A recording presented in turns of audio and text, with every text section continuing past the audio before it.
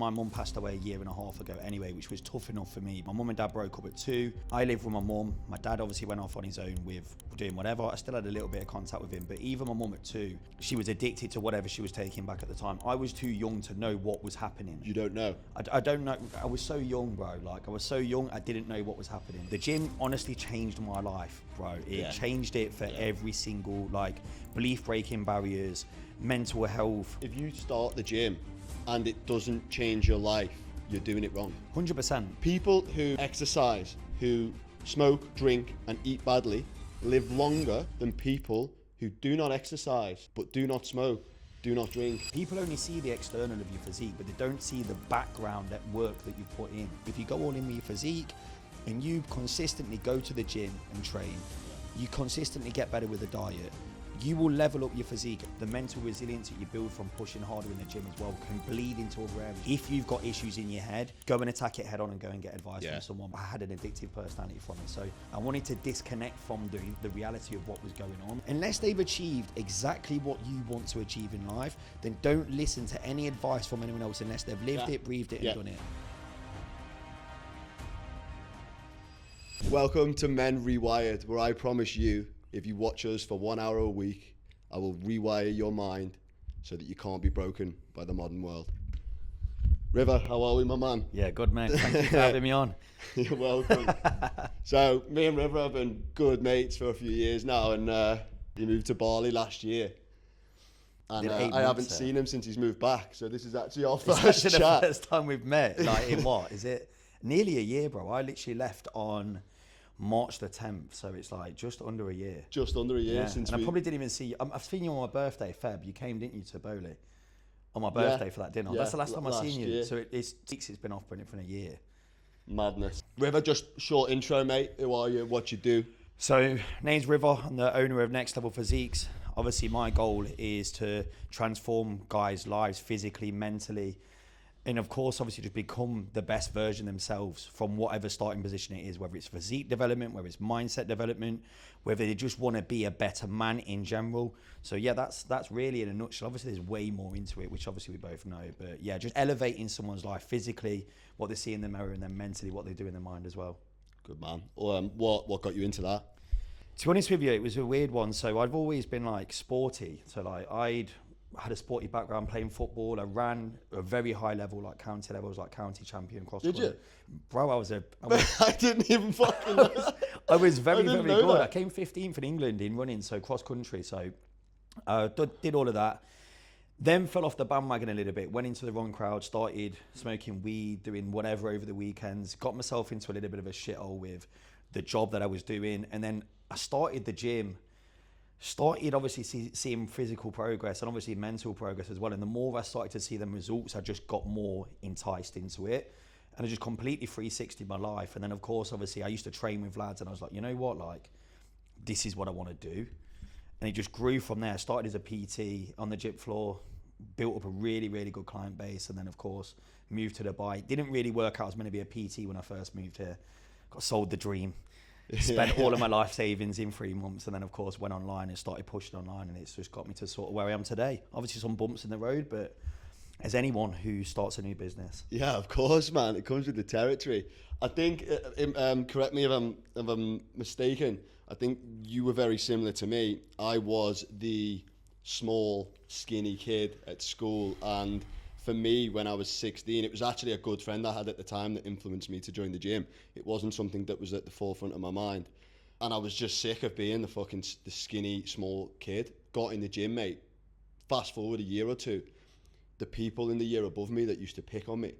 Mate, on their last day of school, I had the principal pulled me in and said, you need to take the day off school because they're going to beat you up, right? I got filled in anyway. I came in and they filled me in, bro. A year later, they were asking me for fitness advice in the fucking pub. Yeah, so mine was a little bit different to that. So I was a late bloomer. I can remember I actually started smoking weed when I was about 16, 17. So when I actually That's young, I feel. That's young. So like, obviously I'll go through the other reasons why I started that. But 16, 17, I started smoking weed. It just started over the weekend with your pals. And then it got into a daily thing. And I was smoking like 3.54 gram of weed a day. Like, I had a spliff in the morning at 6 a.m. before I went to work at 6:30, and then as soon as I drove back from work, I'd be rolling a spliff at 2:30, and I'd smoke all the way through to the evening, all the way until I went to bed. Mate. So of course, there's no chance of me going to the gym. But because from smoking weed, I was already a skinny guy anyway from being a runner and playing football. I got even skinnier because I didn't eat as much, and we went to because I was doing. You get the munchies. Do you not get the munchies? Yes, but maybe go and have 2 meals a day. I'd have something at lunchtime because I wouldn't eat in the morning because obviously I'd be ganged over, whatever it's called, from the night before. So I wouldn't have the munch in the morning or an appetite. Get to about midday, I'd have like 2 pasties and then I'd maybe have a KFC in the evening. So of course, obviously being a young lad, your metabolism's through the roof anyway. Yeah, I was just skinny. High. We went to a lads' holiday when I was 18, and all the lads I went with, there's like 25. You know, you got your first lads' holiday coming out of A-level. Went Magaluf. And I can remember there's a photo of 25 of us, and I am the skinniest guy on that photo by an absolute mile. And it triggered me so bad.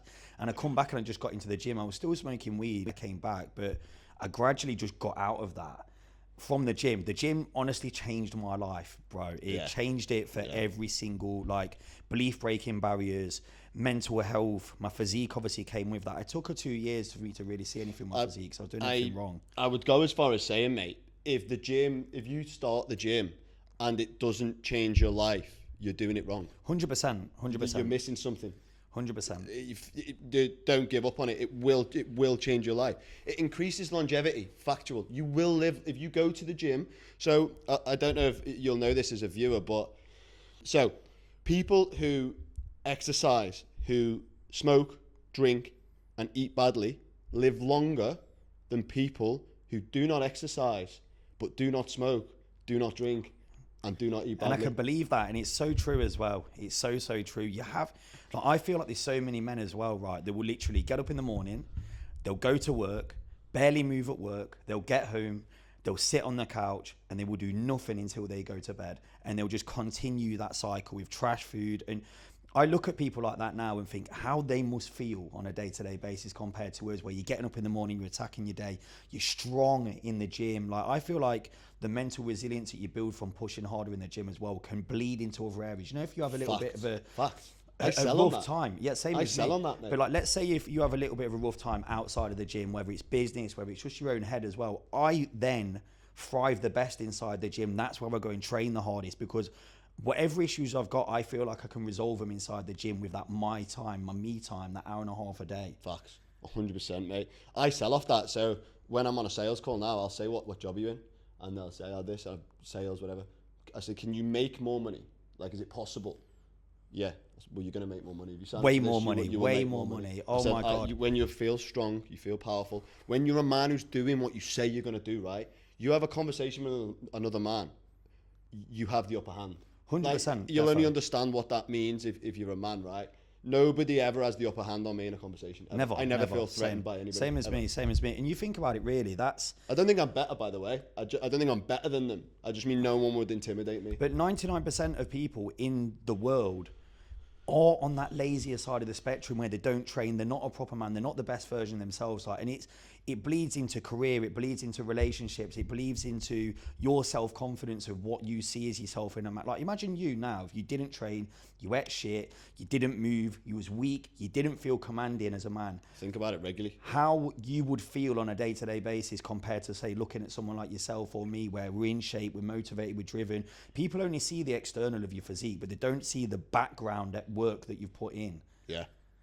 I often, this is like, as I've aged and I've got wiser with age, and like, but I always had this hang up, like, listen, going to the gym doesn't, well, that's actually another conversation, right? So there's this argument, going to the gym doesn't make you any more capable of being able to fight or handle yourself, right? Yeah. Now, my argument is, right, take me, who has never been in the gym, in an alternate universe, and take me now, who wins in the fight. So that argument is flawed. It doesn't make you a full-blown scrapper. Like, I do believe of course. that. No, it doesn't. It doesn't, but you can't tell me it doesn't give you a little bit more advantage. I was under 9 stone, bro. Plus, it's a visual threat. You need to look like you can handle yourself, right? One thing that really used to scare the shit out of me, women are a big part of how I live, like the future woman I'm going to marry. It's always been the forefront of my mind, right? And I used to think, what would I do if someone, like, you look at people when they're out, you know, like a man that doesn't go to the gym and he's a little bit weak and a little bit feeble. What would you do if a big steadhead fella walked up to your bird, your woman, and was treating her inappropriately? What would you actually do about it? Think if you're one of these guys, obviously there's people that can scrap and they don't go to the gym, but I feel like if you're weak, you haven't got any like sort of like manliness about you, just get blew away. That was, I don't want to fucking, don't be all DMing me asking me to fight. That was like an explanation of me. But it's more within yourself what you feel. Like, let's say you was in that situation, right? Let's say that someone else did stick it on your bird or whatever, was being sort of not respectable. You've still got a bit about you, or you feel within yourself, you've got that confidence to go and back yourself. Yeah. Whereas if you see some big wham guy sticking it on your bird and you're, like I was under 9 stone, bro. I was like 53 kilo. Like, you haven't got the confidence, just the physical presence. If someone was talking to my woman disrespectfully, I would rather get banged out defending her 100%. than let it happen and say nothing. Like 100%. And I think that's more admirable. Mate, talk to me about. Obviously we spoke about how you got into training. Talk to me about your childhood. I've had a bit of like a turbulent childhood. So obviously my mum passed away 1.5 years ago anyway, which was tough enough for me, but it stemmed back to when I was like 2. Like, my mum and dad broke up at 2. I lived with my mum. My dad obviously went off on his own with doing whatever. I still had a little bit of contact with him, but even my mum at 2, she was addicted to whatever she was taking back at the time. I was too young to know what was happening. You don't know? I don't know. I was so young, bro. Like, I was so young, I didn't know what was happening. Like, I don't think that's there's certain things you don't ask questions about, right? That you don't want to know. Of course. Don't so ask like, but you think when you're 2, even going into the older years, right? So I was from about 2 till 5, I lived with my mum. I can remember I was in primary school. It was like just after 4+, so maybe year 1, we was in like a morning assembly. You've got memories of this? I remember it all, right? I remember it all. So we was in year 1 assembly, and my head teacher and 2 other teachers came in front of everyone, got me up out of the assembly and was like, look, you're going to move in with your grandma and granddad. Your mum's been admitted to rehab.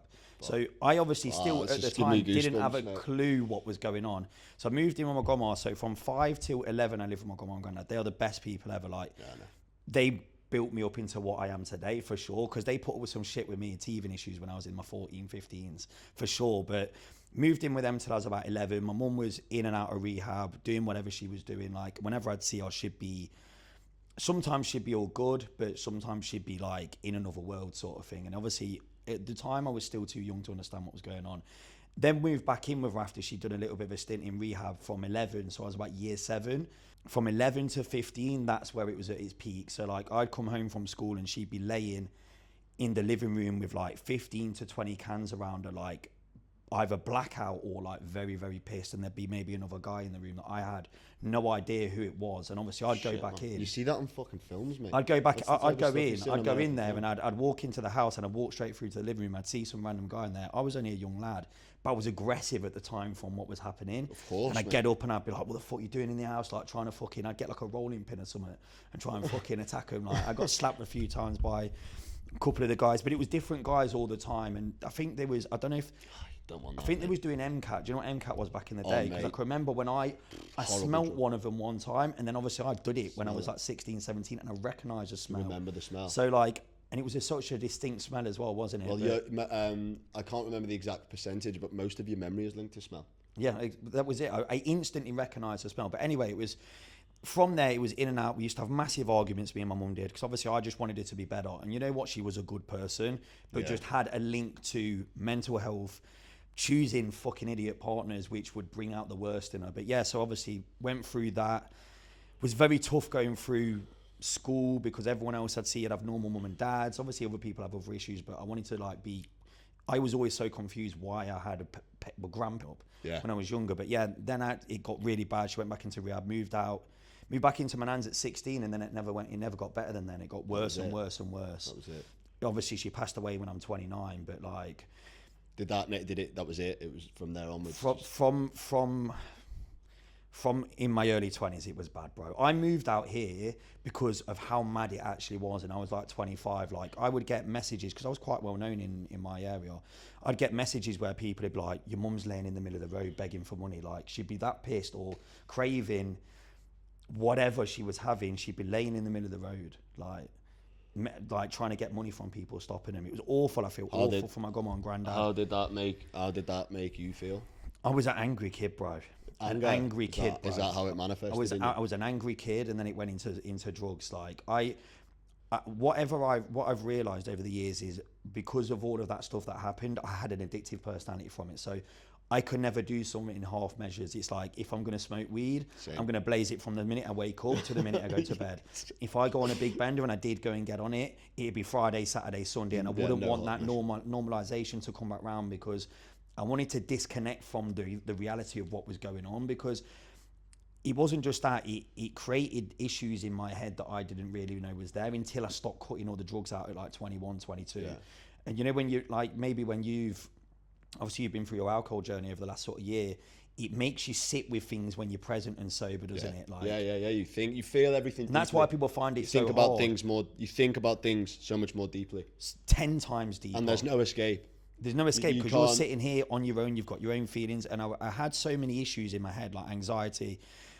I'd used like substances and alcohol to like be that confident version of me, because everyone was like, oh my God, like you're always out, you're always this, but I'd be super fucking charged on whatever, or blackout drunk, and obviously it disconnects and you can be that social person. Don't know if it was linked with what happened to my mum when I was younger, but like one thing that I would say, like it took me to 22 to get therapy, right?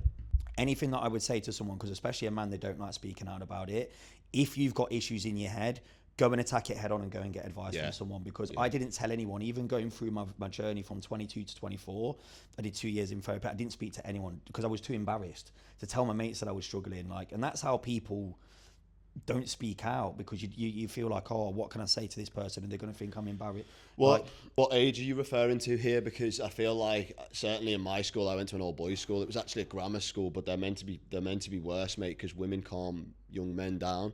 And if you'd have spoke about something like that at 15, 16 in my school, you'd have got slated. You'd have got slated. I had it in... You'd have got I had it when I was in my 15, 16... So I had it all the way through school, whatever was going on in my head, all the way through school. I had it all the way into my late teens, all the way into my early 20s as well, and I never spoke to anyone. Like 8 years. I would probably say, mate, the maturity only comes through as a fella. We mature later than women, but you can probably only properly talk unless it's a close mate. You know, you always had the best mate growing up. If you go out of that circle, you could probably really only get unjudged advice from like 25, 100%, maybe a little bit 100%, right. Where there's no judgment. Yeah, no, he's not going to go and tell, oh mate, you. You know what it's like when you're younger. Yeah. So it's one of them, bro. It's one of them. But yeah, the gym, like even going through all the therapy and stuff. Honestly, the thing that did better than all of that was the gym. Yeah, the gym changed everything for me, bro. It is therapy. It was, and that's why I train like I do. You train with me. I've blitzed you so many fucking times. Like, I will not be beaten in training. I won't be beaten in anything. Like, and it's bad. I have that thing where I'll push my body to a limit where not many other people can go to. It was the hardest I've ever trained, and that stint that we had, bro, was. I do think though that it's not sustainable. Not sustainable training like that. Not like all the time. Well, like even me now, mate, I still train to failure, and I will always tell my clients to train to failure. But training to failure on your own compared to training to failure with someone where you're on a different competitive. That's the difference. You're going past the failure. Because as soon as you get a spot, if you couldn't have lifted that by yourself, you're going past the natural potential of your muscle on its own. You're going way past it. Yeah, way past it. Like, I stand by what I say. Train to failure, right? The way that I train, where it's like, I train like it with you, I train like it with Jay as well, you know, Jay Scouse Jay. Yeah. Where you go into that level, you can only do 10, 12 week blocks of it maximum, and then you've got to strip back. Because remember us, like, remember the hack squat and the leg press? And I don't know how we did it, looking back. I don't know how I got But my body was beat up though, bro. When it gets to the weekend, I'm not wanting to do anything. We'd do 2 or 3 days. 2 days of training, you need in the rest. But we'd do 3 days on, 1 day off, 2 days on, 1 day off. I can remember the split that we was doing. It was push-pull legs, yeah, upper, lower. So push-pull legs, rest on a Thursday, upper, and then we had lower again. Because we had them walking lunges on the Saturday. Fucking 450 reps. By the time that rest day come, right, you needed it. You needed it, bro. This is what I say to my clients. Like, oh, you know, some of them text me saying they might be on a 4-day plan. Anybody who's like above 45, 50, I'd probably put them on 4 days to get the recovery in. Plus, they're not like me and you. They're like, oh, maybe I can do 4, maybe I can do 5. And I'm like, well, I'm going to build the program based off of 4 days, because you need to hit the amount of days you're aiming for. If I build you a 5-day plan and you're doing 4 days sometimes 3, sometimes 5, you're not following the plan properly. No, you're not. Do 4 and hit 4. But they all say to me, I feel like I could train another day. I'm like, well, you're not training hard enough. I say that to anyone that I have, right? I'll have a lot of people that run a 5-day split and they go, yeah, I feel like I could go and train on a rest day. No, you're not training hard enough. Take the rest. Take the rest. And your body, like, you won't understand unless you push to that level, right? No. When it comes to, if you train on your own and you push into failure, on that, say you're having Monday, Tuesday, Wednesday in the gym, your body needs that rest. Yeah, and then on the Sunday, if you're back in on Friday, Saturday, your body thanks you, because it should be that on them rest days, if you did want to go and train, your session would be awful. Your fatigue straight away, your strength wouldn't be there. You'd feel, where you get it, where you're over fatigued. When you're in the gym, you know that sign where you'll go and try and push it to that level and your body just doesn't want to go. Yeah. That's that. What tips would you give to someone, right? If they was inside the gym, what would you say a good marker for people? Because let's be honest, right? 1% of people train like we want them to train. For that other 99% of people, what advice would you give them? If you're in a growth phase, right, you want to see what you're capable of. You want to see what your body is capable of. You think failure is, and add on 3 or 4 more reps. Yeah, for sure. Because you've got it. For sure. I use a mythology to clients, right? And I say this, and it's mad, but it's so true. Imagine you're in the gym, right? And I walk in, you're just about to finish a set, and I got a gun to you, and I'm not going to get another rep. Yeah. You should be able to actually say, no, I can't. I've not got another rep, even if I've got a gun to your head. That's where you know that you're training hard enough. I say that, or £1 million if I had £1 million in front of you. And the reality is, these people are getting over 4 or 5 reps. They really would. Obviously, the thing for me, you're doing 12 reps in a set or whatever. It burns at rep 8, rep 9, even if you're lifting less weight. I think if we showed the audience a video of you training, right, a full set, right, I want the audience to pick when they think you've got 1 more rep left. Because they'd call it far earlier than when you stop. Sure. I reckon. Remember when we were training together, you'd think I'd be done and I'd get another 2. Get another. But you think, let's say I've done 10 reps in a set.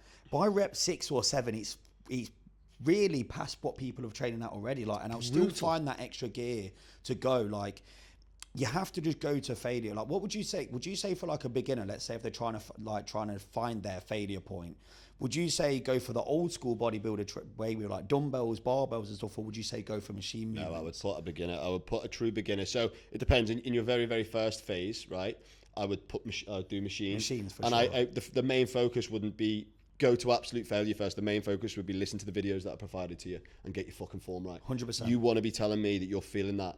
In all my exercise, I tell them where they should be feeling it. In the videos, they're perfect.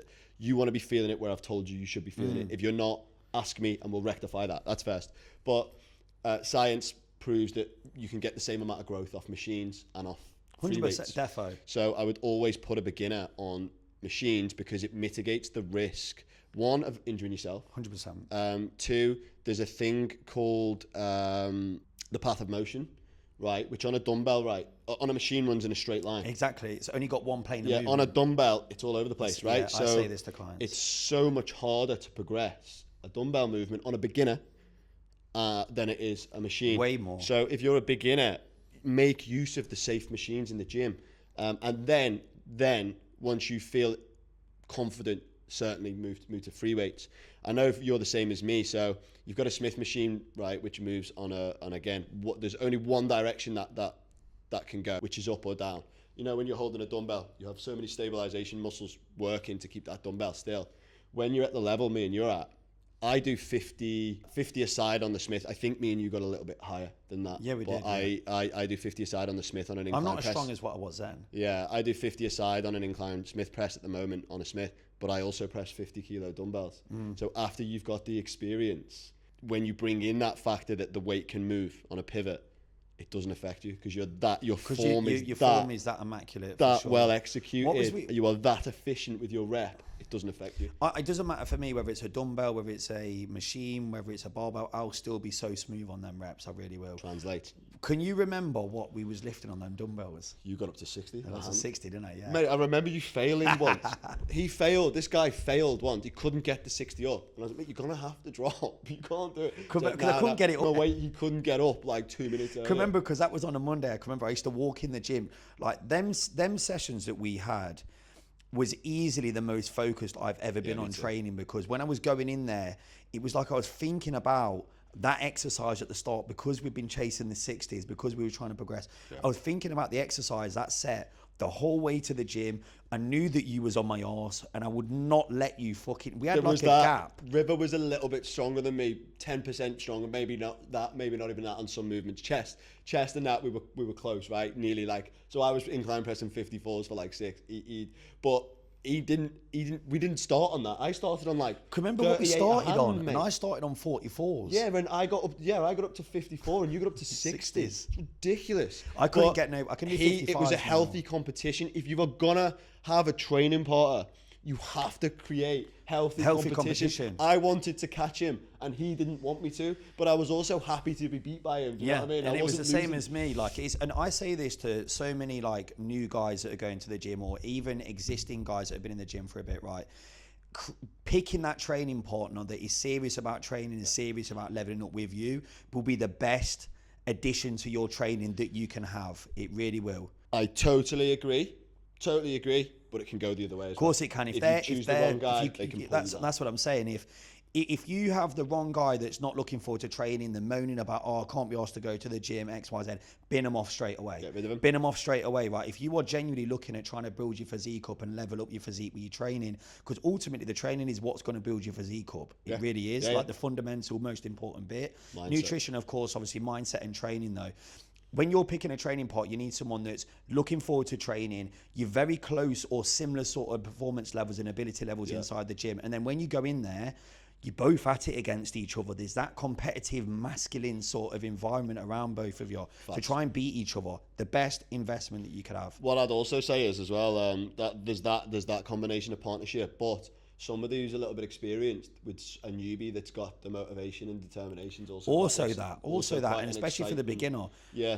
As long as you've got the willingness to train, I think it doesn't matter even if there is a bit of a thingy, if there's a bridge and a gap of the experience and the performance. So last year, mate, I really hit I had my sobriety.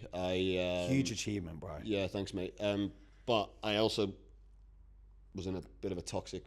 It wasn't even a relationship. We didn't even end up together. But anyway, forget that. At the end of the year, I really lost my love for training. I lost it. I trained because it's drilled in me. Because I it's still trained, regimented. But I wasn't loving it. I built the discipline. I stuck through it, right? What do you think caused that? Burnout. And I'll tell you how I fixed it immediately, right? And we'll give the audience... I'm going to tell you how I fixed it, and then I'm going to ask you for a few more ideas things you can do, and then I'll add some more that I've got in my head. But I work in a gym where I still PT a few face-to-face clients, and I train there as well. Train 24? Yeah. Mate, joined Warehouse, Science Park. Different, mate. Change your environment. Yeah, it was like that, mate. It was like that. Just like new faces. Is that what you're training now? What? Is that what you're training now? Yeah, it's a good gym, it's isn't it? Unreal, and mate. Everyone's there as well. Everybody's there. You know people know you.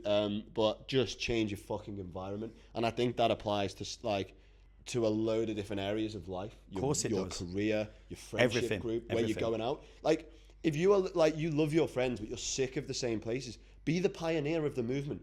Boys, can we go and sit somewhere a little bit more upmarket this weekend 100%. Instead of the same fucking pub?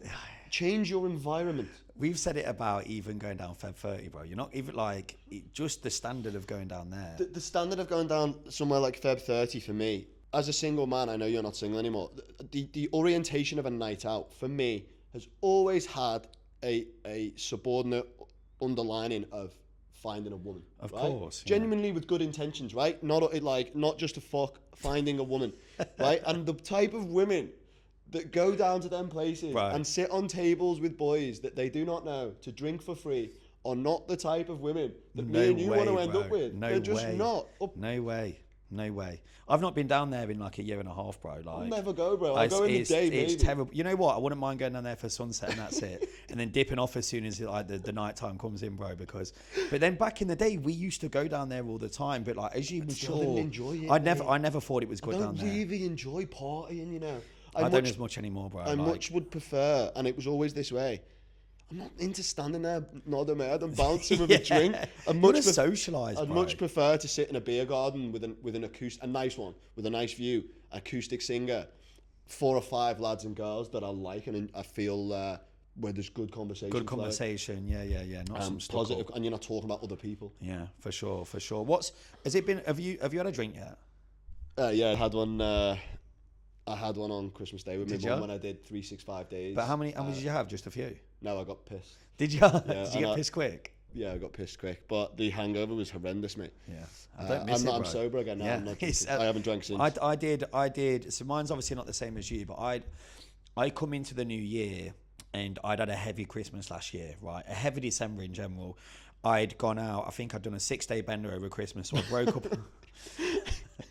You know, I've got it in me as well. I like it though, mate. That's the problem. Eid last year as well, bro. Like I did a 6-day off. But like I always had that in me. And the thing is, I wasn't even enjoy doing it. Like it was like I was going out for the sake of it, and probably the same as you. Like them 6 days, I didn't enjoy any of the days. Right, I went out on the 21st, the 22nd, the 23rd, the 24th, the 26th. Went out on Boxing Day as well. I can remember we went to. What's that place that everyone goes to on a Thursday night, the ladies' night? Oh, Canary Club. We went there on shoulder to shoulder. Yeah, we went there on Boxing Day. And I woke up the next day and I was like, you know what? Like, that's it. Like, I'm done with this. Like, how I felt like mentally within my head, like I was questioning where I was in life. And I know that's normal for like having a hangover, but like there was something in me and I was like, right, I'm changing.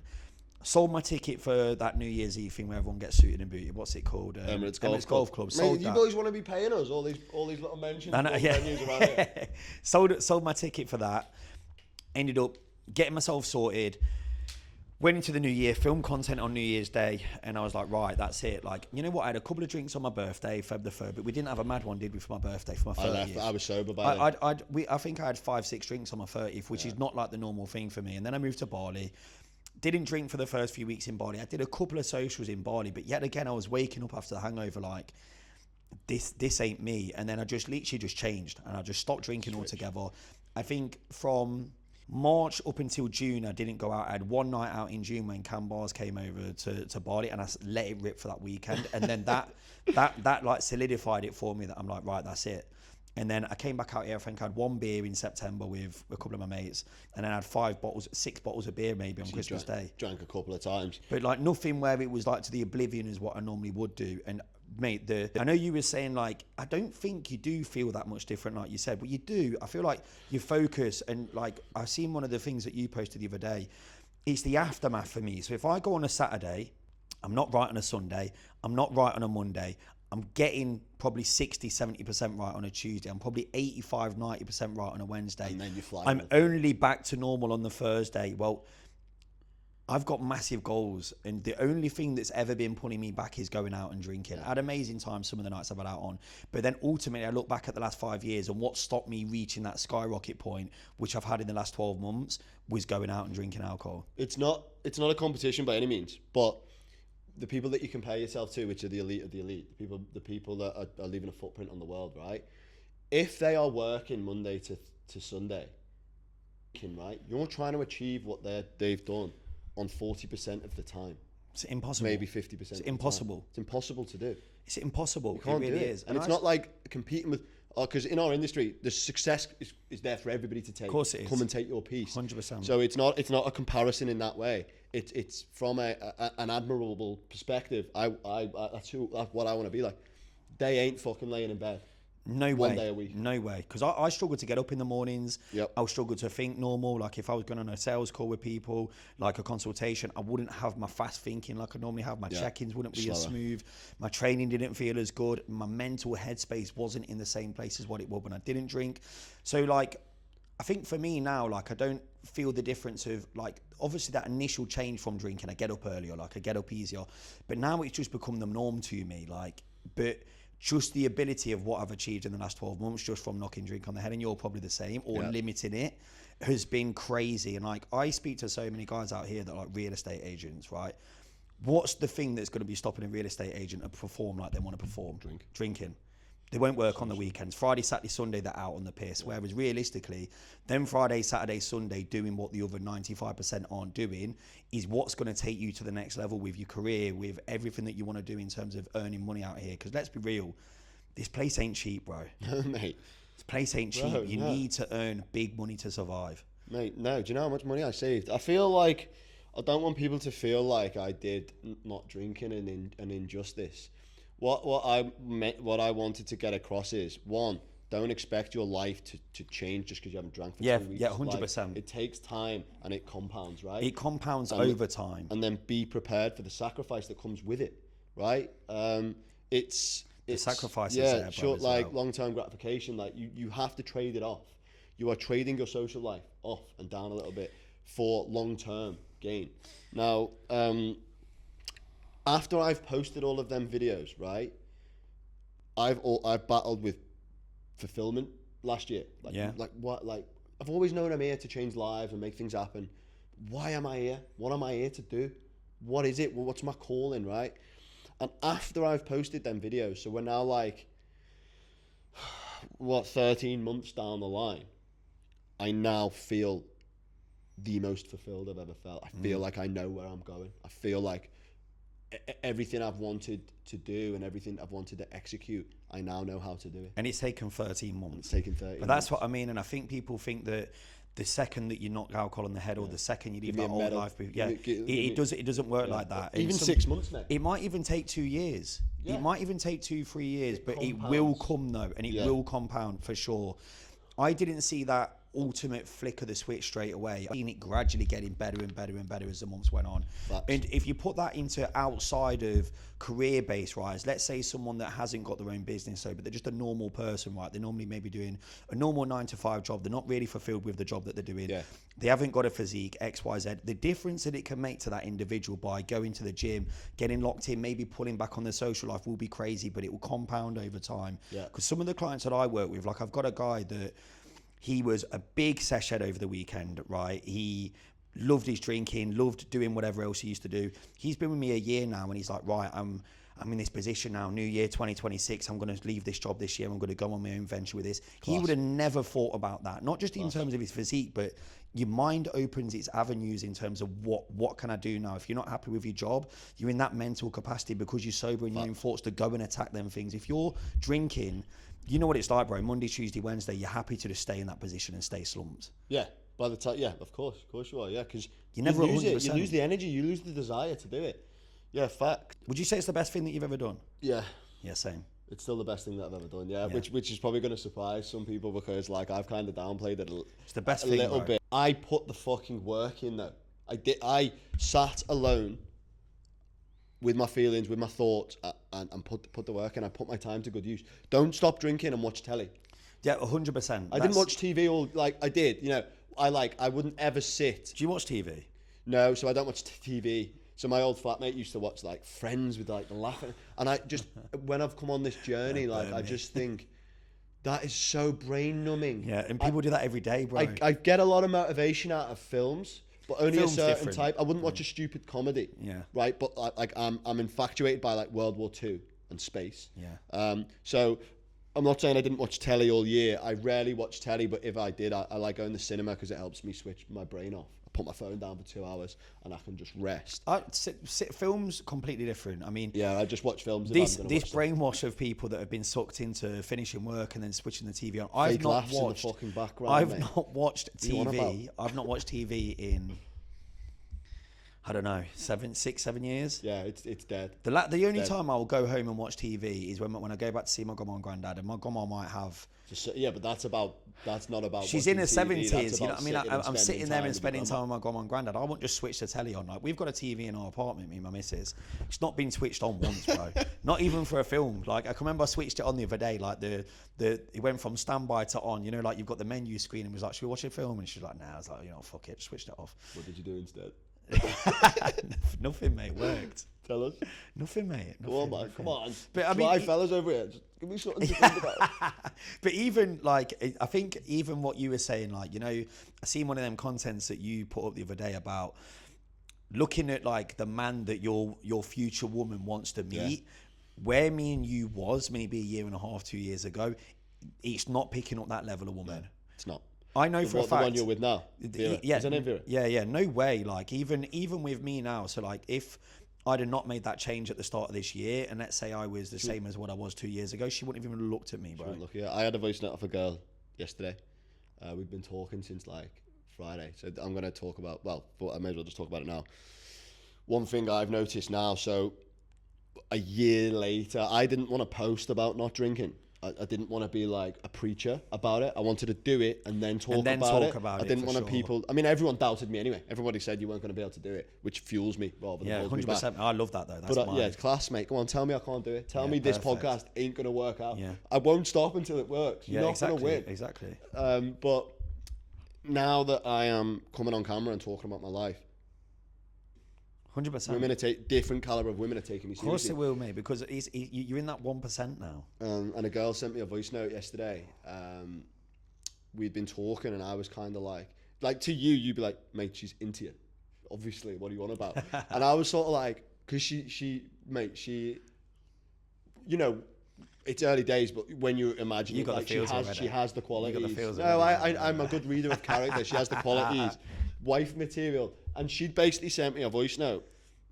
She'd had a chat with her therapist or whatever, and she's basically said, you know, this looks like it's going where I think it's going. Like, I like all of these things about you. Yeah. And I sent her a voice note. Like, fucking hell. Like, honestly, babe, what you've just said to me gives me so much pride in myself and the work that I've done internally. Because for a woman like you to say that to me shows how far I've come. Because 18 months ago, I wouldn't have been able to hold your interest. Yeah, for sure, 100%. My missus did me like a little Christmas card, and it had like a few things on there about proud of the thingy you're building, all this, and I was looking at it, I was like, I'm here for that. This is what, like, that's meant more to me than anything else. Like, because I graft my bollocks off, bro. Like, honestly, I really do. Men just want, this is what, if you're a woman that's watching this, men just want respect.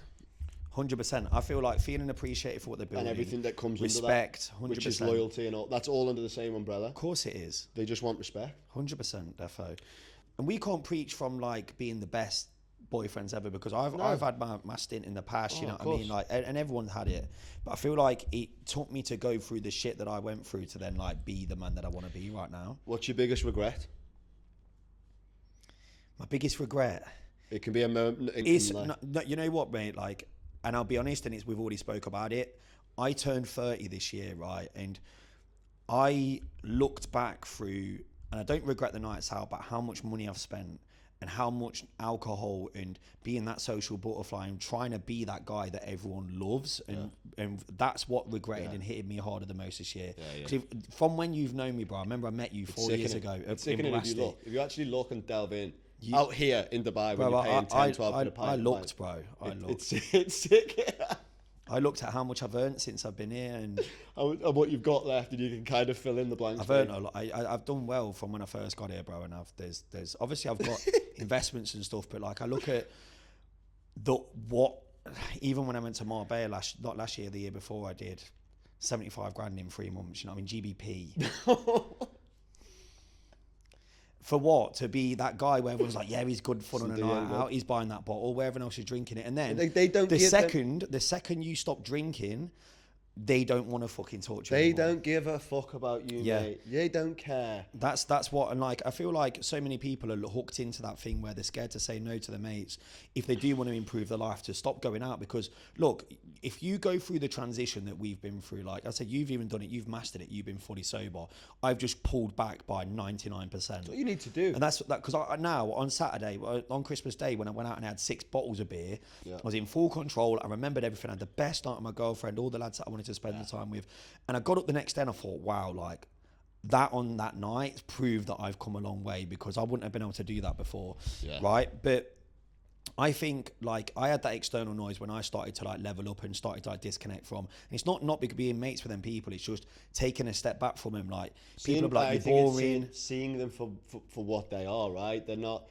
You're not losing anything by not being there on that night out. You're not getting FOMO. You're not getting FOMO. Nothing's happening that you're missing. And the thing is, when you do try and go through that transition, number one, everyone's going to want you to fail. Like everyone doubts you. And number two, people are like, yeah, he's boring. He's this. He's that. Well, I think that a lot of them people would love to do what you've done, but they just can't. It's like a thing that people, I don't know, I always have this thing where like people don't want to see other people do crazy good, you know what I mean? Because nobody does. And you'll be, I say this to clients, friends, you'll be absolutely amazed how close it gets where there's still somebody who doesn't want to see you do well.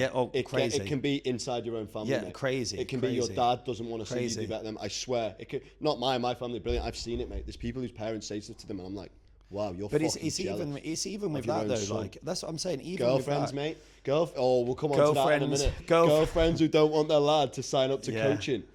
Mate, let's fucking talk about that. Girlfriends that don't want to see their fella do well. You've got parents that, even with this, like, I couldn't, look, my grandma and granddad are the best people ever, right? And this was not from good intention. This wasn't from bad intentions. But this is, if you're trying to skyrocket your life. I can remember when I went through like array of different jobs. I did a CNC machinist. I did my apprenticeship as an engineer, right? Up until 18. Smoking weed, thankfully I never got caught on the drug test. I never got tested. There was a spot tested. It never got chosen. So I managed to get away with it. Dodged it. Anyway, I then went from that and I become an aeroplane engineer, right? Really good fucking job. Like just fell into that. 20, 40 something grand a year, which was fucking phenomenal money back in the day, right? Went from that, hated it, went into electrician, and then I went into sales engineer, right? Flying to Switzerland, living there. Like, I had massive opportunities, but I still wasn't fulfilled in any of them. Like, I remember I told my grandma and granddad, I was like, right, I just come home one day, I was had enough. I think I'd been on a bender over the weekend and I just hated my life. So I was making it out of like an impulse decision. I was like, just to let you know, I'm quitting my job next week. And I'm signing up to a PT course tonight and I'm going to be a PT. And they're like, everyone in my family, everyone of my mates, everyone was like, why are you doing that? Like, you've got an amazing job, blah, blah, blah, blah. And I just went, fuck you to everyone. And I just went after it and then it paid off. Not up to them. It's not up to anyone else. Unless they've achieved exactly what you want to achieve in life, then don't listen to any advice from anyone else unless they've lived it, breathed it, and done it. I think, like, if you are looking at your mum and dad's life and it isn't what you want, why are you listening to them? Why are you listening to them? Yeah, for sure. Like, on that basis, right, your mum and dad probably love you. They probably care about you, right? They do not know what is best. They do not know what is best. Often their opinions are out of date. They are out of date, for sure. And they come from a place of protecting you. If you stay in bubble wrap, you will not hit your goals. You will never achieve your goals, not even close. And I think the sooner you realise or break away from the fact, if you're a younger guy or girl watching this, your mum and dad aren't always right. No, they're not, for sure. And even if you think about it, right, look at the generic outcome of what happens to a young lad going from their teenage years to school. The whole cycle is go to school, do your GCSEs, either decide to stay on to A levels and go to uni, which unless you have a specific job where you go to uni, 95% of people flop and they go into something that's not even to do with a uni degree. Facts. Or they go to school, they do the GCSEs, they either do their A levels or just leave at GCSE. They go into a job where they just go and find something, whatever's an apprenticeship, and they just go into that job and they stay in it for the rest of their life, and they just don't even enjoy what they do for work. And because everyone else is doing that, it just becomes a norm. Whereas I've realised this, right? It doesn't matter what your business venture is or what you want to do in your life, right? If you go and put 150% into it, it is impossible to fail. Yeah. If you've got the shittest idea of a business, but you go and have full belief into it and you nail it and you work on it relentlessly every single day, there is going to be some version of that business that's going to pay off and it's going to work for you. I agree. It's guaranteed. And it's the same with your physique. If you go all in with your physique and you consistently go to the gym and train, you consistently get better with the diet, you will level up your physique. And you know what? Like, I speak to so many people. I want your thought on this as well. I'll have loads of people in the DMs if I'm speaking to them. Yeah, I don't need a coach. I know how to diet and I know how to train, but they're sitting at 20% body fat. So what's your thought on that? Yeah, well, it's this illusion. I think it comes from pride.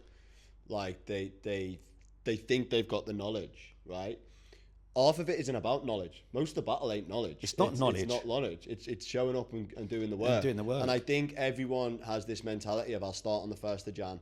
I'll start on Monday. I'll do that.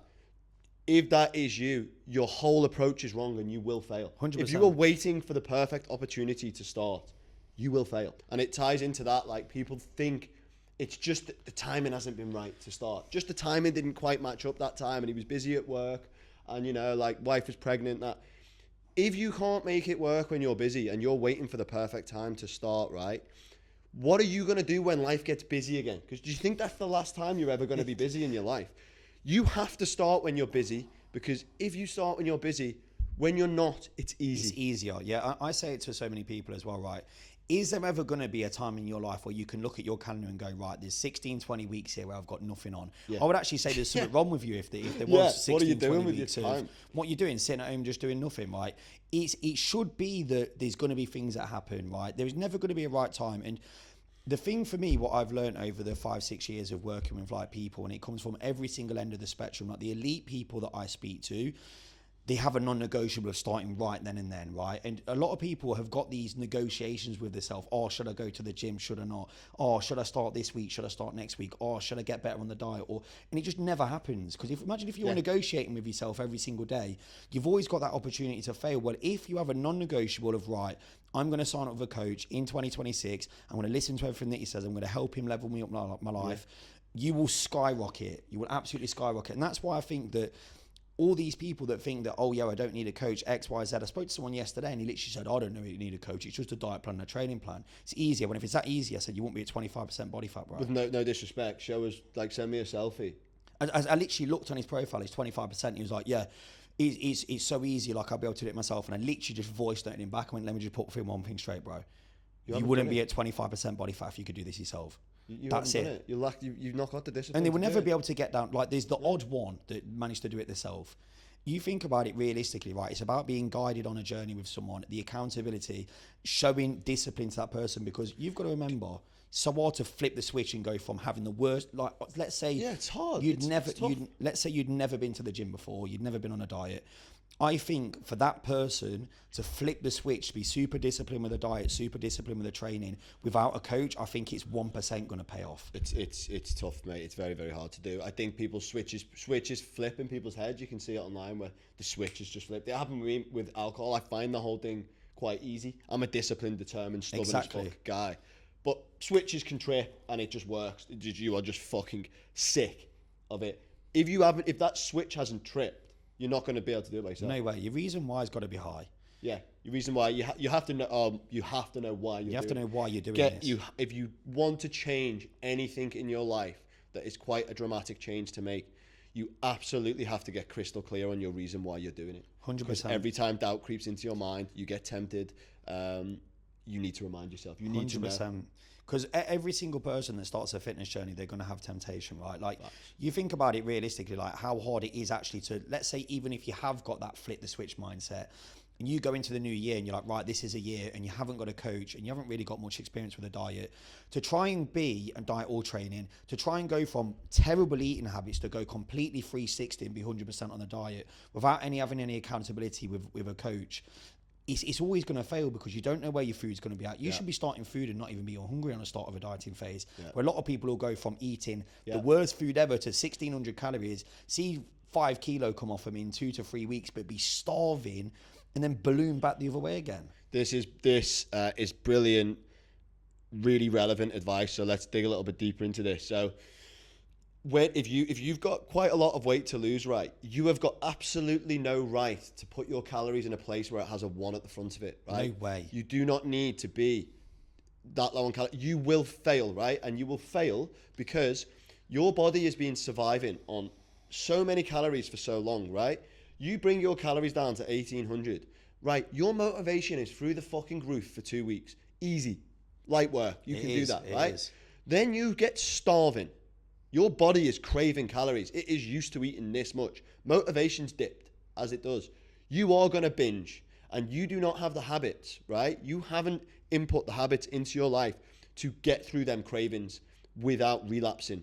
You will go on a binge, and I'm not talking about a day-long binge. You will go on a week to 2 week long binge, and you are starting back from day one, square one. 100%. Again. 100%. It's the same. It's the same as, like I say, I keep saying, oh yeah, I speak to people with the DMs, but I do. Like, I will always see someone pop up, yeah, I'm good on the diet, and they're like, right, I'm 110 kilo, I'm at 1900 calories or 1800 calories. I know what I'm doing on my diet. I'm 110 I'm kilo. 110 kilo. I know what I'm doing on the diet. I've started this month. I'm at 1800 calories. I've seen 5 kilos drop off in 2 weeks. Like, Yeah. okay, bro, yeah, perfect. they don't. Oh, that is. They don't understand. So they look at you and think, yeah, what can you tell me? I'm 5 kilos down in 2 weeks. Yeah.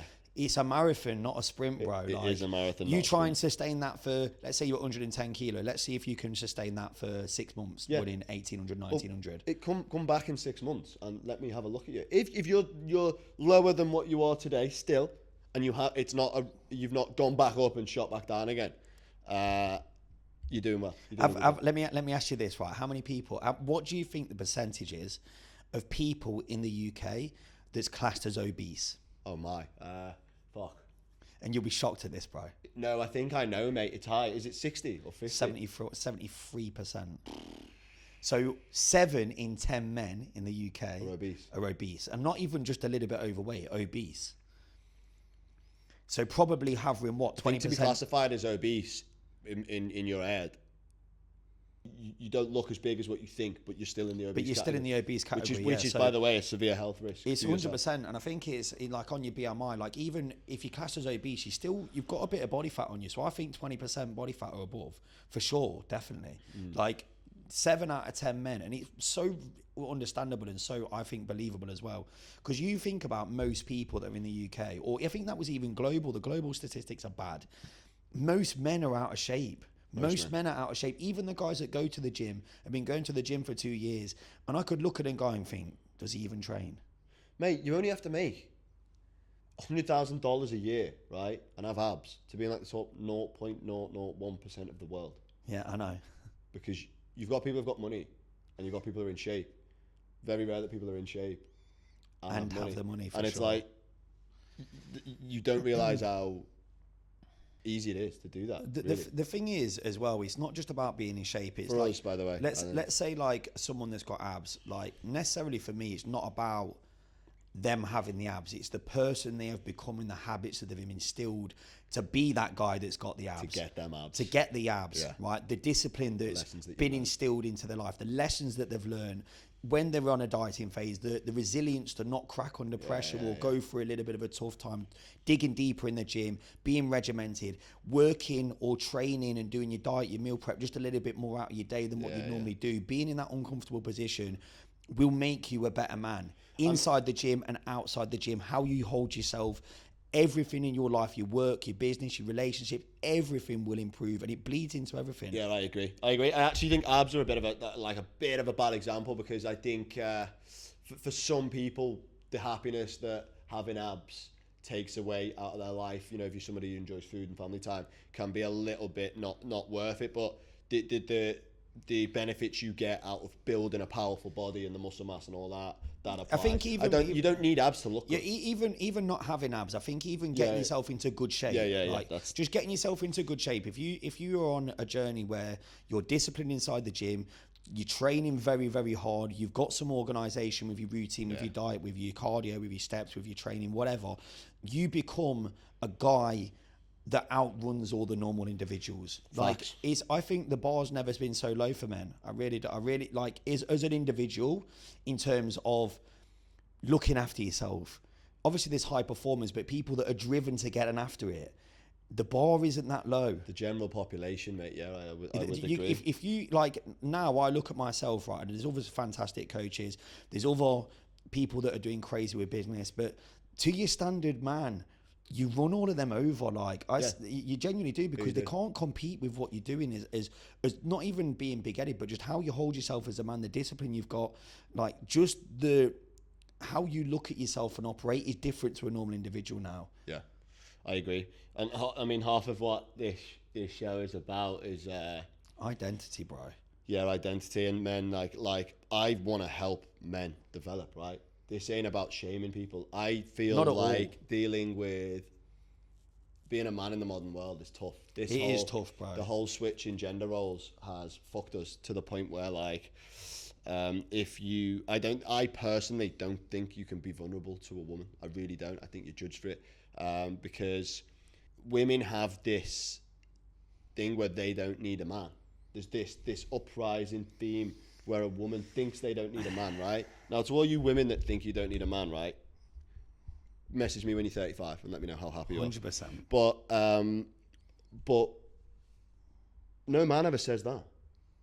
No man ever says that. Never hear me say, I don't need a woman. I don't need a woman. I love a woman, and a woman would I know for a fact a good woman would absolutely elevate me even more than I have already. Massively mine has. Massively, bro. and like, you've probably seen it in me, like, massively. Yeah, it's a mad, good mate. woman levels you up, like, because I've got that, like, I've brought her over here. I've got that provider mindset, bro, and that's what is my motive. Obviously, I've got my own personal goals, but giving her the life that I want to give her because she's a good woman, like, it just brought a new fire to the game for me, bro. Like, it's in our nature, innit? You want to be the protective. Man. It's within your nature, like, it's part of your biology. I still stick to no stable hoppings down surf club. Yeah, you're not allowed to go out. But I don't get it though. A woman wants that, and then they wants to be also going out every single weekend. They want all of it, mate. Tables, yeah, bro. they like, want all off, of it. Women are bad out here, bro. Yeah, and another thing I wanted to come to, right, is you're disposable to them. They have social media has opened up. They are accessible to everybody. Anyone can DM them, right? And guys, like, not like men, right? They have options. Oh, 100%. They all have options in their DMs now. What gives an option the energy to exist is the person that it's presented to considering it. If it ain't considered, it ain't an option. It's just there, right? Yeah, for sure. Now, when these women are they're using men, they've got men to fall back on, right? They've got 100%. Options that they're considering, right? They fall back on these other men, right? Now, some of these men, we're at the point where some of these men don't give a fuck. A small portion of them, right? Do not care. They're not arsed. And they are the only men that are surviving in this world because they don't give a shit, right? 100%. Now, that brings us to a place where good men who have good intentions are at a crossroads where the only way they can escape how they're feeling is to not give a fuck. Yeah, 100%. And become one of them men that doesn't give a fuck. Defo. And then you've got a vicious cycle of men, good men, having to choose between not giving a fuck and just genuinely believing that good woman's going to come along where you're not disposable. And it's a vicious cycle. It is, man. That is manifesting in reality, and it's destroying the mental health of a load of men. Of course it is, bro. I would love a good woman, and I am strong enough mentally to not compromise on what I want. 100%, definitely. If I have to be a little bit down a couple of times because a woman's not turned out as what I expected it to then be, so what? then so be it. I will hold on until she comes, or I'll stay single. I've dealt with it. Yeah, I'll be single. bro, I'm fine with that. Same as me, mate. I feel like even with me when I was single, like I was happy on my own. Like I was gonna have exactly what I wanted, and if it wasn't even 5% off that, I would not take it. Like I wouldn't take the shit. I think you've got to be happy on your own, and 100%. I think this is let's go into that. So this is something that I battled with last year. I still, with all the things I was achieving, I lacked fulfillment, and I lacked the feeling of. I weren't depressed. I'm not saying I was depressed. Yeah, no. I lacked the feeling of true happiness. I don't think I felt it for the majority of the year. It's a massive transition of what you were going in though. Yeah, I was with a woman who was sucking the life out of me for some of it. But what do you think? Where does happiness come from? What's happiness for you to a man? It's hard because like it's changed for me now. Like my happiness is like built on now things that I can achieve, like milestones. Like so, like even with my grandma and granddad, being able to just fly them out here doing whatever, like that brings me happiness. Like being able to like go home, maybe surprise my grandma and granddad to like a car that my granddad's wanted for a while. Like, or even when I said to you before, like my girlfriend, just having it where she hasn't got to worry about anything. Like she can actually just be sort of like fully in her feminine and just crack on. I'm not saying that feminine women, mate. You know what I mean? But do you get what I mean with it though? Like not feminine is in that way. No, but mate, I know, I love it. Be able to just be like our own self. I'm providing, and they can crack on. That's what gives me that happiness now, as a man. Facts. So do you know what it is? Do you know what actually? Which is something I found out recently myself. Do you know what actually is? And you've said it. You've just not called it what it is. Purpose. Because got purpose in my life. If you are a man and you are battling with fulfillment and happiness, you struggle to feel. I'm not saying if you're depressed, it will certainly pull you out of that as well. But if you're battling with fulfillment and you struggle to feel that top level of happiness, find your fucking purpose. Figure out what it is and go after it. They say that the biggest killer of a man's dreams is living them, because you lose your purpose. How many celebrities do you see go off the rails once they've achieved their gold medal? For sure. The football players that have done what they said That's they were going to do. That's why the pillars should always be able to be adjusted when you hit a new milestone. Same with me in business, mate. Like I can remember, every single time I've always said, right, when I hit that, I'm going to be satisfied, and then I get there and I'm like, right. Boom. That's how you built. Have you seen that? So have you seen that famous speech by Matthew McConaughey? That's the message in it. That where he's chasing his hero and his hero's always 10 years away. You can't get there, because if you get there, you lose your purpose. You have to move the goalposts and find someone to keep on, a version of yourself to keep on chasing. If you're a man and you're lacking a little bit of purpose, find it. I think that's a big elevate your life and do the things. You'll know what you have to do. That's it. You'll know what you need to do. I feel like it's so simple. Like if you have a purpose, find the habits that you need to instill in your life. And even you don't need to start with 15 to 20 habits. Like start with 2 to 3 habits that are going to help you push the needle forward. And it could be, right, I want to be a better man. I want to be more motivated. I want to be more driven. Okay, right, perfect. Fucking stop snoozing your alarm, get up in the morning and go and train. That can be the first pillar of you improving your life. And then once you've mastered that for 4 to 8 to 12 to 16 weeks, okay, right, you've nailed down phase 1. What's going to be phase 2 for you now? Do something even as a guy, maybe if you're finishing work at 5 o'clock and you've got inspiring to be something else, okay, you do a bit of studying for 2 hours in the evening. So you've then changed your life in the space of 6 months from going to not doing anything, just clocking in at work and clocking out of work, to getting up an hour earlier, not snoozing your alarm, going to the gym and then studying for 2 hours on the goal that you've got, your purpose that you're working towards. Facts. Imagine how far ahead you'd be in years' time. Yeah, it is. And it's also what ties into that. So don't be afraid or don't be ashamed of how small you have to make the task to complete it. 100%. So I took a doctor on, a GP in Bahrain, mate. I could not get him to do a fucking thing. I couldn't get him to move, mate. He couldn't get him to do anything. He couldn't track his food. He couldn't make the food. Couldn't show up to the gym. He was doing 1,000 to 2,000 steps a day. So with somebody like that, right? This was weeks of trying, mate. Why is he not? Oh, I'm stressed. Work is busy. I'm seeing 100. I've got that with someone. But he was coming off Ozempic, and I pulled him off Ozempic. And I was like, mate, you're going to die early.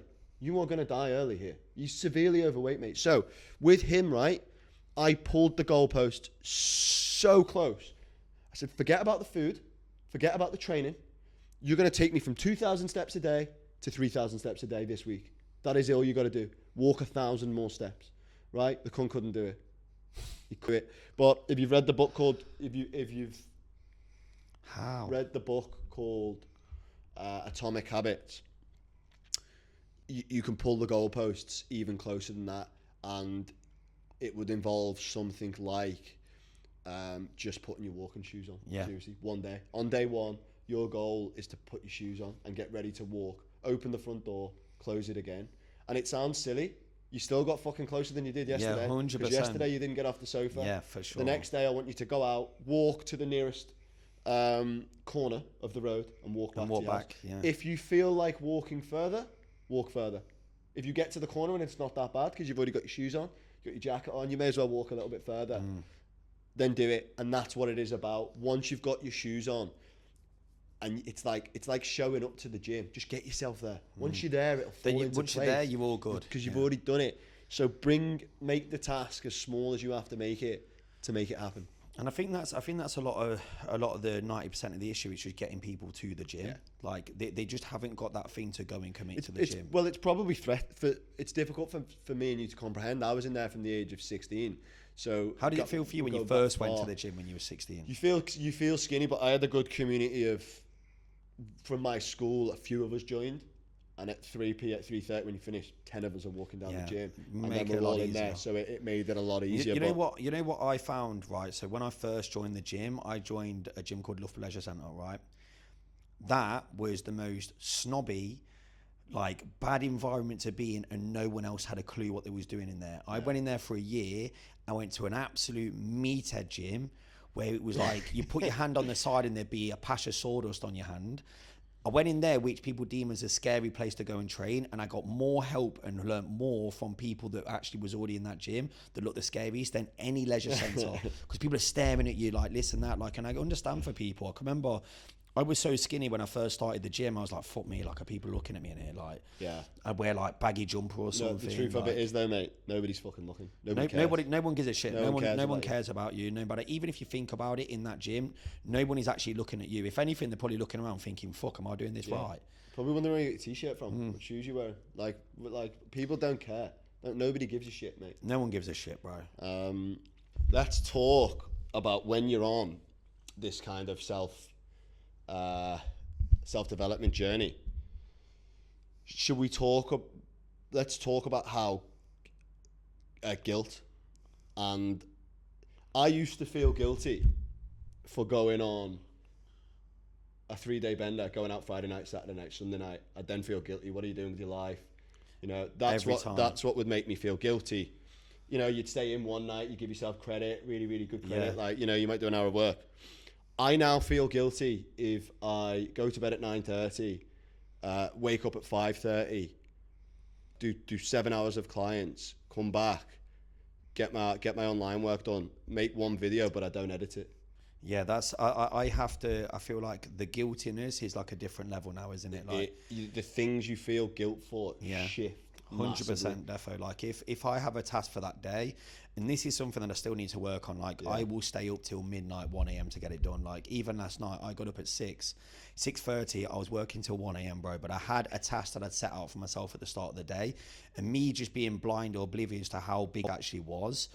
It was like building these 2 big ebooks to give value for people, and I was like, fuck, like I've actually, but I still sat there and I just went into like full work mode and I got it all done.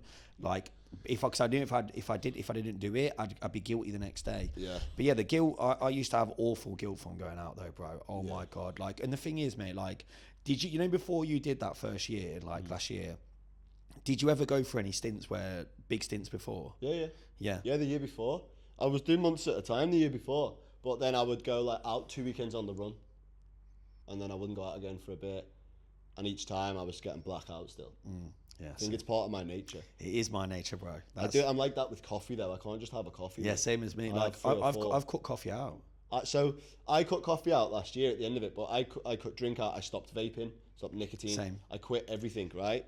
And when I quit caffeine after 3 weeks, was my energy a little bit more stable? Probably.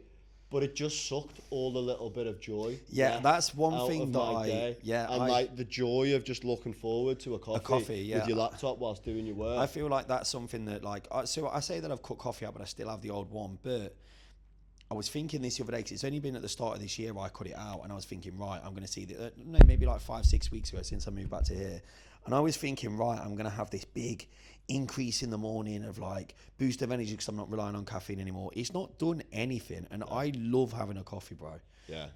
Talk to me about. So you've cut it out. It hasn't helped.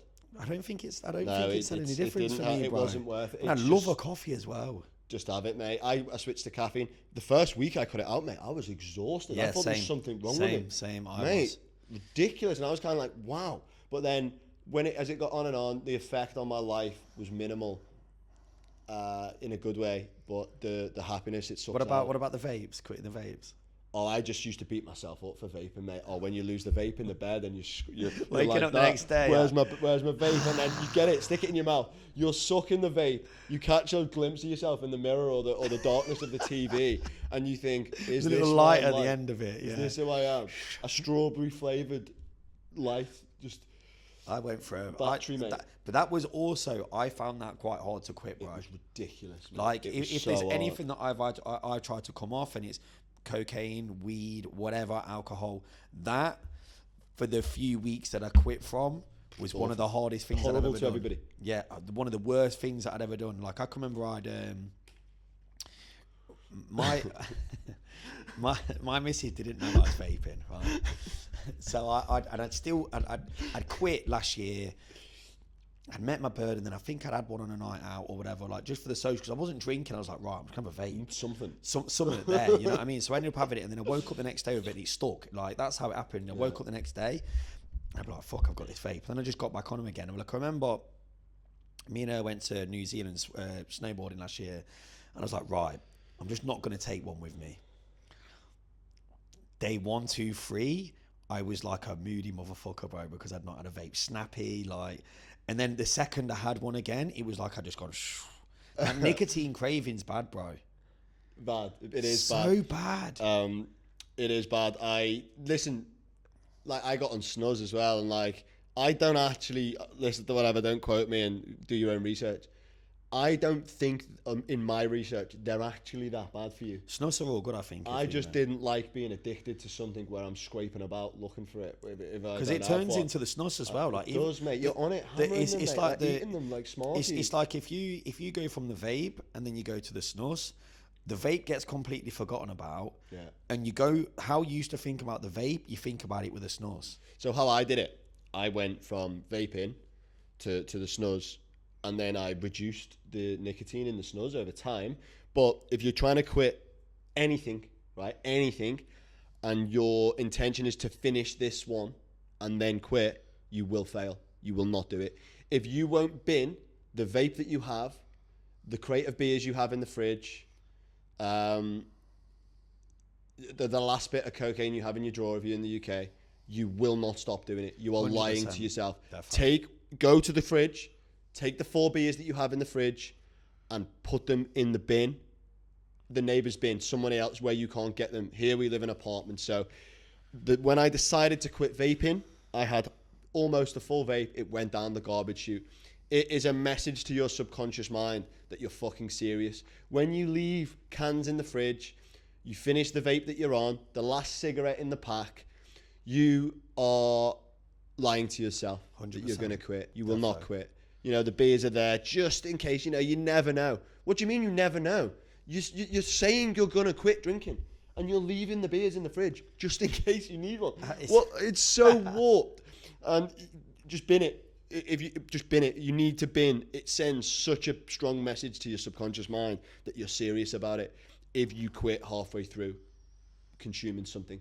That was one of the stronger psychological factors that helped me quit. Yeah. Nicotine. And you know what, right? I will say this, and I'll tie it into other areas as well, because I also think that it's a good time of year to talk about this, right? Discipline versus motivation. Yeah, I mean it just outlives it massively.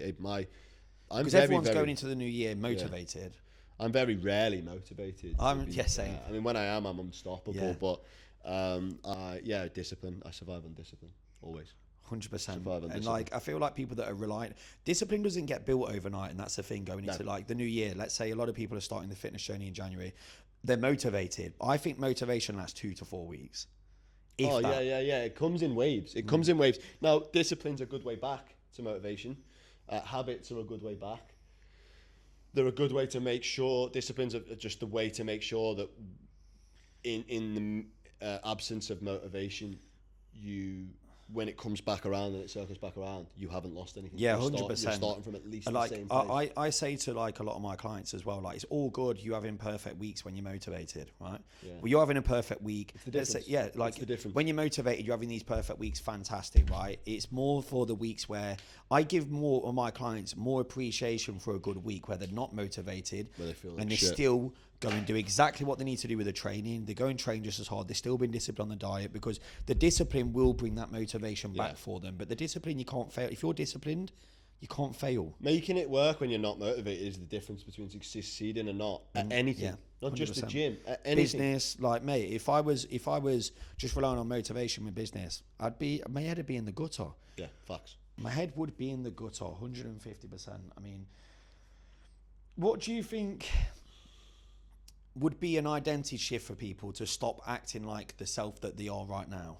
Like, what would be the best way for them to start? Like, let's say you've got a guy doesn't like where he's at in life, whether it's physical, whether it's business, whether it's not being able to attract the right level of woman that they want. How do you think they make that step from where they are right now to starting to change their identity? What would the action plan be for you? Look at have in your head the man that you want to be, the man that you want to become. How do they behave? What do they do? How do they act? What do they wear? How do they walk? How do they hold themselves? And start doing it straight away. Yeah, fake I it. agree. Just do it. Just start acting like the man you want to be immediately. It's like your identity. If you're quitting smoking and you tell somebody, "Oh, I'm trying to quit," no, you're not. No, you're not. You do not smoke. You're a non-smoker. No, mate, I don't smoke. That's your identity. Again, if you are quitting drinking, introduce yourself as a man that doesn't drink. I don't drink. That's what I said. I don't drink anymore, bro. From day one, I was telling everyone I don't drink. Since when? 2 days ago. They laughed. 365 days later, nobody. Yeah, exactly, bro. So just start. What do you think the start acting percentage like was that believed in you that you weren't going to drink? No one. Yeah. Nobody. It got close. Did you? I thought you were going to do it. Yeah. Oh, really? Did you? Yeah. Just because I knew that, but obviously knew what. You know what me and you trained together. Yeah. So I know how you're wired up. If you told me you were going to do something, I'd say he'll do it. If someone was like, I don't think he'll do it, I'd say I knew you was going to do it. But I think that obviously I just knew how you was wired up. Like, we're very the same. Like, if I commit to something, then that's it. Like, I'm making that change. I knew this year that I never said that I never announced I was going to be sober. I just knew that I was going to make a big sacrifice in terms of limiting it by about 99% compared to what it was. You're probably better not really tell anyone. I didn't shout it from the rooftops. I chose people close to me, but you know, people will try and get you to pull you off the rails. Nobody really wants to see you do well. No, I think even if no one I think a lot of people that also don't want to see a massively happy, thriving relationship as well, like a guy and a girl. No, do they fuck? They don't want to. They do not want to see, especially out here. They do not want to see a guy and a girl loving life, being super genuinely happy together. Yeah, I agree. I've not posted anything about mine. I've put a little arm in it or something. That's it. Happy misses. Yeah. I've got no issues like with putting a girl on my social media, but I have it. It's not that. It's just what people don't know, they can't get involved in. Yeah, I agree. You don't want people trying to shut it down. The thing is, I think women take it the opposite way. Like, I just feel My one doesn't, bro. It's so good. There's women that there's no evidence at all that they've got a man, right? Mate, their DMs are going off with men messaging. They do. Nobody knows. I would not. Good men with good morals would never message a woman who have got a fella on their page, right? I wouldn't do it anyway. But other men will. When I think of it, like, some men will, some men won't. But like saying, if I was single and I knew that a girl had a man, I'm never going to be sliding into that woman. No. But my body's obvious. She's got a bird. From a male perspective, like, girls don't DM men. All right, occasionally I get a DM, but like, the woman I wants don't to be know. I feel like it's a respect thing. Like, if my woman doesn't have a single trace of me on her social media, I think it's disrespectful to me because of the modern world and how it is and how many DMs they allegedly probably receive on a day, and I think it shows like pride in your partner. Yeah, my one. So with us, it's like when it actually becomes official. Like, let's say if we got engaged, that's where it would happen. I guess so. Because of failed attempts before. Yeah. And like, it's obvious that she's got a man. Like, she'll have like flowers and that on there, but just not actually like me, or I've not posted. But the single girls, mate, in Dubai. I actually unfollowed someone the other day because she had bouquets of flowers all over her story, mate. It was doing me nothing. I just unfollowed her. I don't know what the rules are with naming people, man, so I can't. But I was thinking, you're single. You were messaging me the other day, right? Oh, that brings me to another topic, right? I'd love to just have a little rant about this. With effort, we can. Let's do it, because it's half of what the battle is, right? So I had this girl. We know each other from going out, like, in a bit of sexual attraction and all that. She's like always had a boyfriend. Anyway, we was chatting a little bit, right? And then all of a sudden, mate, she just stops replying. Okay, right, mate. I'd said something nice like, "What have you got planned this weekend?" It was a string of messages with, "What are you doing this weekend?" Right? She didn't reply to me for a week, right? And if someone ignores a direct question, I ain't messaging you again, ever. Yeah, no. Even if you're my bird, right? If you ignore me, like an outright nice, I won't text you again. You can either come to me or that's it. We will never talk again. Yeah. Anyway, she comes back a week later. Sorry, I had a cold, and I've been settling back in. I was like, babe, you think I'm taking that as an excuse? Like, honestly, I'm sorry. I just don't want that kind of fucking effort in my life. Whether I am just started speaking to you, and I said, babe, are you joking? Are you serious? You like with a laughing face? I was like, you had a cold. She said, what you're trying to tell me is you've not been on your phone all week because you had like a blocked nose. I said, I'm sorry, babe. Like I'm it's just not what I'm looking for. That amount of effort. And she actually come back with. She liked it, right? It was like, wow, okay, fair enough. This lad's got standards. You know what I mean?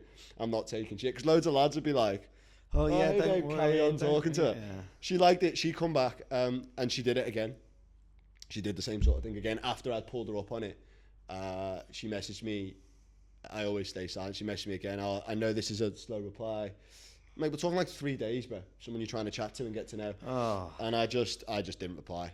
I'll never reply to her again. Yeah, do you know what I mean? Like, well, you're just a total waste of time.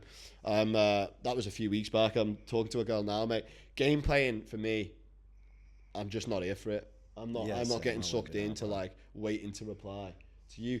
I feel like relationships start on the wrong foot. You're tricking someone into liking you by like 100%. looking busy. Like when name another part of life, right? Because these days lads are being penalised for being interested in a woman. Oh, he's too keen. What do you mean he's too keen? You mean a lad wanted you, he was willing to drop everything else for you. Like, and he's too keen. Name anything else in life where being too keen holds you back, apart from taking fucking drugs. They want you to be toxic. They want it to be toxic. Women want security, stability, emotional intelligence until it's sat in front of them. And then it doesn't get their dopamine spiking, it doesn't get them excited, and they go for the bad boy. And then they post about it on social media, and they're really upset. Why do you think? 100%. I wouldn't entertain a woman who didn't show the emotional intelligence or the emotional development of understanding that like love ain't exciting, it's not enthralling, it's work, right? You've got to work at it. And a stable man with pure intentions ain't gonna get your dopamine flying high, but long term he'll fix you, he'll 100%, and you'll feel safe.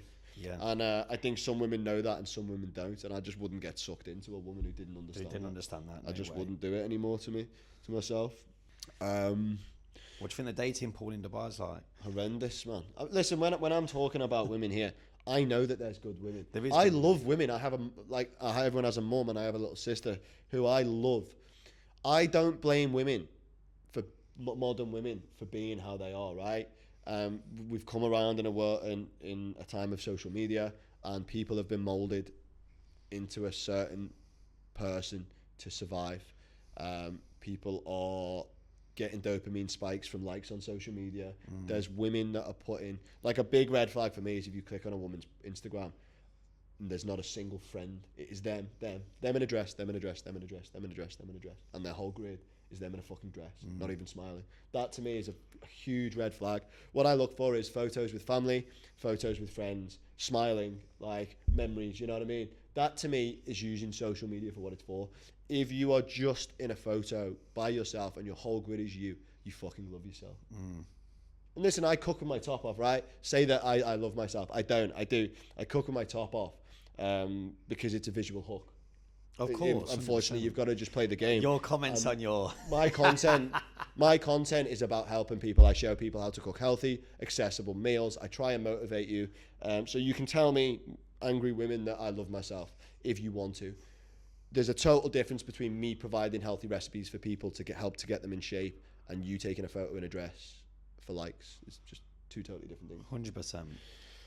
Unless they're working with like a brand deal or whatever and they're getting paid for it. Yeah, if you're a model, whatever, but even still, mate, it's unlikely that you're a nice person to be around. Do you know what I mean? Just how I feel about it, mate. And I believe there's good women. I don't believe it's their fault in modern day, but I feel like the spread I don't want to call it hatred because it's a strong word, but I think women have been conditioned to strongly dislike men and expect disappointment, and this shift in gender roles is not doing us good. And this whole "I don't need a man" thing has got to go. 100%, bro. You might not need a man to pay your bills anymore, but like, yeah, okay, you can carry a baby, and I am amazed by the female body, and I do think women are superior to men in some kind of way. I think both need both. I think men need women and women need men. Yeah, of course we need women, mate. Like, there's no better individual, and I think women are like now got this high horse, or some women got this high horse. I don't need a man. If a girl said to me, "I don't need no man," I would say, "Nice to meet you." Yeah. Like, but I'm off. I'm not even engaging in this like, what do you want about? I don't need a man. Like, honestly, with a woman like that, I would say, message me in 10 years' time, and let's see if you've still got that. Still got that mindset. It's just ridiculous, and it needs to go. It needs to bounce out of the world. I am a man who is attracted. I find intelligent, self-sufficient women attractive. I find the qualities in a woman like that really, really sexy. So I'm not saying don't go and be successful and be a housewife at all. Like, I'm not adverse to transforming a woman's life in that way, but yeah, them qualities are sexy, but just don't say stupid stuff. 100%, bro. Don't say stupid shit, mate. What have you learned from past relationships, mate? What's something that you've taken out of them? Because it's past relationships and future women are a huge source of my motivation. Yeah, same. They're a huge source of my motivation on the daily. Like, the reason I get out of bed, the reason I train, the reason I do what I need to do on a daily basis. I think the last one was a turning point for me, for sure. Like, to just be the man that I wanted. I knew exactly what I wanted from a woman, but also how I wanted to be as a man going forward. Yeah. I think that just changed in terms of, like, obviously it gave me the massive motivation to just succeed in business in another level as well. Yeah. Like, it gave me the fire. Like, I had a little bit of a rough patch of going out a little bit too much about 8 weeks after we broke up, but then after that I was like, right, that's it. Like, I'm skyrocketing now. I can remember even you said to me, like, it was like, when this happens, like, and I can remember I just flew, didn't I? And just sort of blew up the business. Yeah. So, like, I feel like that, it could, like, a relationship, like, look, a breakup is hard for anyone, but I also think as a man, it's the perfect opportunity for you to level the fuck up in your life. Yeah, it is. Like, if there's one time in your life where the chance for you to level up is post breakup, because you can rebuild your identity completely. You really can, like, from the ground up. Like, if you go the other end of the spectrum and you start partying every single weekend, you start spending all your money, like, yes, you're going to go down. But if you do become one of them 1% people that can sit with your thoughts, deal with it emotionally, which is tough, by the way, and then level your life up with your physique, your business, whatever you're sort of doing, you will be a 10x better person. Yeah, facts. It's actually called something. It's called toxic fuel, toxic motivation, right? And it's because the burn is Yeah, different. it runs out, but the alternative is to sit in it, right? And it eats you away. So, although it is toxic, meaning that if you solely depend on that, it will eventually run out. It will eventually run out. But your only choice is to use it. You have to burn it. There's nothing else you can do. You have to use that deep fire, that heart-wrenching feeling. Put it in a furnace. Because right? it is burn it brutal. as energy. It's brutal, mate. But one thing I do is, you will never walk past me in a worse position than I am right now. If they've walked away from me, or so much as a girl who's ignored the message, mate. Someone who's been rude to me, down to full-on relationships where they've walked away, they've wronged you, cheated on you, whatever it is.